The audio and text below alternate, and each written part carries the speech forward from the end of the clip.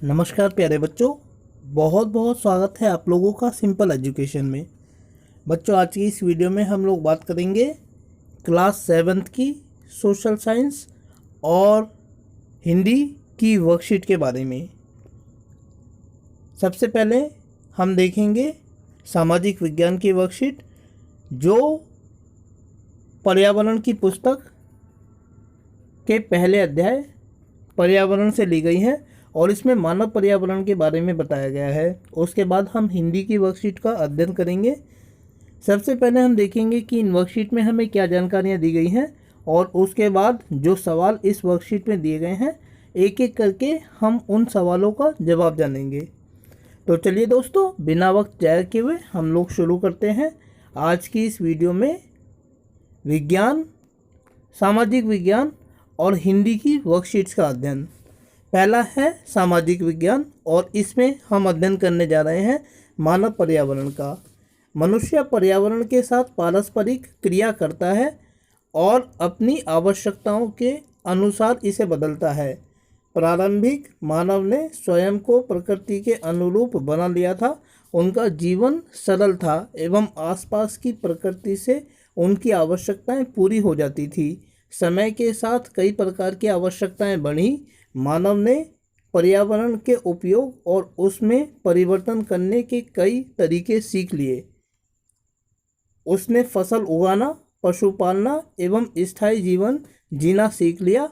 उसने अपनी आवश्यकताओं से अधिक चीज़ों का उत्पादन या बनाना शुरू कर दिया और उन चीज़ों का व्यापार करना शुरू कर दिया। तो दोस्तों, इसके बाद हम उन चित्रों को देख सकते हैं जिसके विकास मानव ने अपनी आवश्यकताओं के अनुसार किया। पहले चित्र में हम दो व्यक्तियों को देख सकते हैं जो उनके पास कुछ सामान है और इसके नीचे जो जानकारी दी गई है वह है वस्तु विनिमय पद्धति। यह वस्तुओं की अदला बदली का व्यापार है जिसमें धन का प्रयोग नहीं होता। अर्थात जब दो लोग आपस में वस्तुओं की अदला बदली करते हैं तो उसे वस्तु विनिमय प्रणाली कहा जाता है और इसमें पैसों की कोई आवश्यकता नहीं पड़ती। दूसरे में हम कुछ सिक्के और कागजी मुद्रा देख सकते हैं। मुद्रा के आने से वस्तु विनिमय प्रणाली की समस्याएं दूर हो गई। दोस्तों, वस्तु विनिमय प्रणाली में बहुत सारी परेशानियां थी, लेकिन जब मुद्रा या पैसे का प्रचलन शुरू हुआ तो वो समस्याएं दूर हो गई। और तीसरा है आज कल प्लास्टिक मनी, जिसे डेबिट कार्ड और क्रेडिट कार्ड कहते हैं, और ऑनलाइन मनी ट्रांसफ़र का भी उपयोग किया जाता है। मानव ने अन्य लोगों के संपर्क में आना शुरू कर दिया और अपनी मुख्य सुविधा और विभिन्न उद्देश्यों के लिए उसने खुद का एक वातावरण बनाया। निम्न चित्र मानव पर्यावरण के कुछ उदाहरण दिखाते हैं। तो दोस्तों, इसमें हम देख सकते हैं कि मनुष्य ने अपनी आवश्यकताओं के अनुसार क्या क्या चीज़ें बनाई हैं। पहला है राजनीतिक स्थिति, जिसमें हम भारत के नक्शे को देख सकते हैं और इसमें हम देखते हैं अलग अलग राज्यों को भाषा के आधार पर बनाया गया है। दूसरा व्यक्ति, हम इसमें एक डॉक्टर को देख सकते हैं। सबसे नीचे हम परिवार को देख सकते हैं। टॉप पर हम शिक्षा व्यवस्था को देख सकते हैं, यानी कि क्लासरूम को, और उसके बाद हम बैंक को देख सकते हैं जो आर्थिक क्रियाकलाप है। उसके बाद हम धन को देख सकते हैं जो विभिन्न धार्मिक प्रतीक हमारे होते हैं, क्रॉस, ओम, चांद, तारा आदि। और सबसे अंत में समुदाय को दिखाया गया है जिसमें कुछ लोग इकट्ठे दिखाए गए हैं। लॉकडाउन की परिस्थिति को याद कीजिए और निम्नलिखित तालिका को पूरा कीजिए। मानव पर्यावरण का वह हिस्सा जो कार्य करता रहा, मानव पर्यावरण का वह हिस्सा जो कार्य नहीं कर पाया।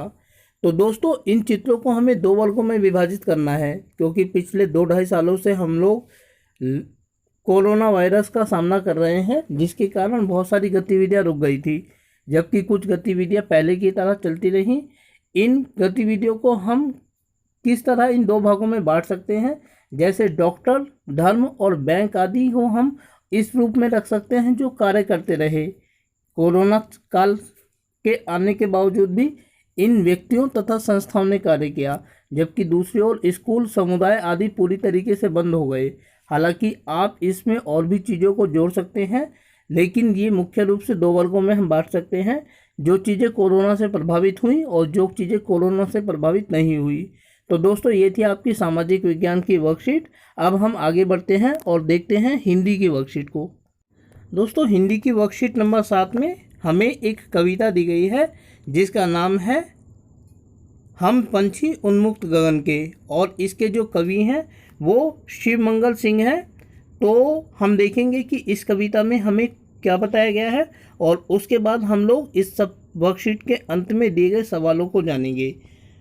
प्यारे बच्चों, अब आप यह तो जान ही गए होंगे कि पिंजरे में बंद पक्षी को कैसा लगता है। आइए इसी बारे में जानते हुए कविता हम पंछी उन्मुक्त गगन के का दूसरा भाग पढ़ते हैं।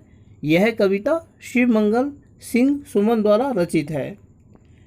2 स्टैंजा इसके दिए गए हैं। पहला है, स्वर्ण श्रृंखला के बंधन में अपनी गति उड़ान सब भूले, बस सपनों में देख रहे हैं तरु की फगनी पर के झूले। अर्थात जब हमें सोने की पिंजरियों वाले तिलियों वाले पिंजरे में भी बंद कर दिया जाता है तो हम उसमें अपनी उड़ान भरना भूल जाते हैं, और जब हम आज़ाद थे पेड़ों पर, अलग अलग जगहों पर जब हम अपनी उड़ान भरते थे, उसको सिर्फ महसूस कर रहे हैं, उसके सपने देख रहे हैं। ऐसे में अरमान की उड़ाते नीले नभ की सीमा पाने, लाल किरण सी चोंच खोल चुनते सागर अनार के दाने। जब हम आज़ाद थे तो नीले आकाश में ऊंचाइयों पर उड़ते थे, लेकिन अब हम जो दाने वगैरह खाते थे उसके बारे में सिर्फ अनुमान लगा सकते हैं। तो दोस्तों, ये वर्कशीट थी। अब इस वर्कशीट में जो सवाल दिए गए हैं उनके जवाबों को हम लोग लिखते हैं। पहला सवाल है कि आपने कभी किसी पक्षी से मित्रता की है, सोचकर लिखें। दोस्तों, ये सवाल ऐसे हैं जिनका जवाब अलग अलग हो सकता है। आपका अनुभव कुछ और रहा होगा, मेरा अनुभव कुछ और रहा होगा। तो यहाँ मैंने अपने अनुभवों को लिखा है। आप चाहें तो आप इसके अलावा भी अपने अनुभवों को लिख सकते हैं। सारे जवाब स्वीकार्य होते हैं। इसके जवाब को हम इस तरीके से लिख सकते हैं। हाँ, मैंने अपनी छत पर पंछियों के लिए दाना डाला तो बहुत सारे पंछी मेरे दोस्त बन गए और रोज़ दाने का इंतजार करने लगे। दूसरा सवाल है, पिंजरे में बंद पक्षी बाहर के लोगों के बारे में क्या सोचते होंगे। पूरी तरीके से कल्पना पर आधारित सवाल है दोस्तों, और इसके जवाब को हम इस तरीके से लिख सकते हैं कि पक्षी सोचते होंगे कि इंसान हमें पिंजरे में कैद करके खुश होता है। उसे ये बात क्यों समझ नहीं आती कि हमारी खुशी खुले आकाश में उड़ने में है, ना कि पिंजरे में कैद होने में। तीसरा सवाल है, आपके आसपास कौन कौन से पक्षी आते हैं, नाम लिखो। तो दोस्तों, सामान्य रूप से हमारे आसपास चिड़िया, कबूतर, कौवा, चील आदि पक्षी आते हैं। लास्ट क्वेश्चन है, हम पक्षियों की मदद कैसे कर सकते हैं। दोस्तों, बहुत ज़्यादा महत्वपूर्ण क्वेश्चन है ये, न केवल पाठ्य पुस्तक की दृष्टि से बल्कि हमारे निजी जीवन में भी यह एक महत्वपूर्ण स्थान रखता है।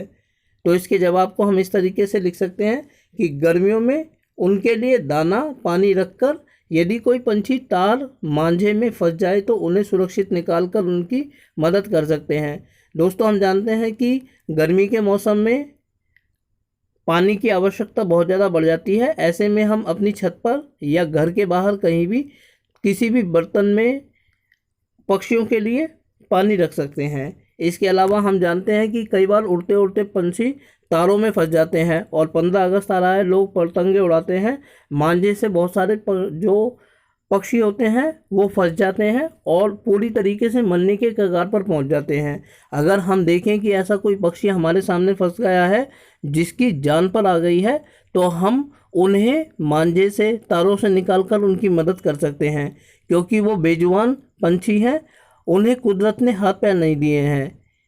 हम यदि उनको इस निस्सहाय अवस्था में देखते हैं तो नैतिकता के आधार पर हमारा यह कर्तव्य बनता है कि हम उनकी मदद करें।